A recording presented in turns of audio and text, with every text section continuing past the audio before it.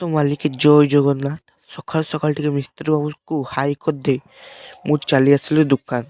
ତ ଦୋକାନ ଆସି ଦେଖିଲାକୁ ଦୋକାନୀ କାହିଁ ଏମାନେ ଦୋକାନୀ ସେଇ ପଟୁ ଏଣ୍ଟ୍ରି ନେଉଛନ୍ତି। ତ ତାପରେ ମୁଁ ଚାଲି ଆସିଲି ଟିକେ ସୋୟାବିନ୍ ଆଉ ଖାଇବା ସୋଡ଼ା ଧରି। ତ ଆସିଲା ବେଳକୁ ଦେଖୁଛି ଆଇ ତାଙ୍କର ପକୁଡ଼ି କଲେଣି। ତ ଟିକେ ମୁଁ ବାଡ଼େଇ ଦେଇଛି ପକୁଡ଼ି। ମୁଁ ବାଡ଼େଇ ଦେଲା ବେଳକୁ ଆସିଥିଲେ ଆମ ଛୋଟ ଆଈ ଆଉ ଇଏ ହେଉଛନ୍ତି ଅଜାଙ୍କ ଭଉଣୀ। ତ ଏମାନେ ଆଜି ପଳେଇଯିବେ ଘରକୁ ପୁଣି।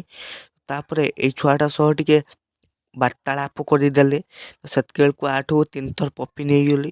ତାପରେ ମୁଁ ଖାଇଦେଲି ଟିକେ ମକର ଚାଉଳ, କାହିଁକିନା ଆଜି ବି ଆଈଙ୍କ ଘରେ ଦିବସା ଥିଲା।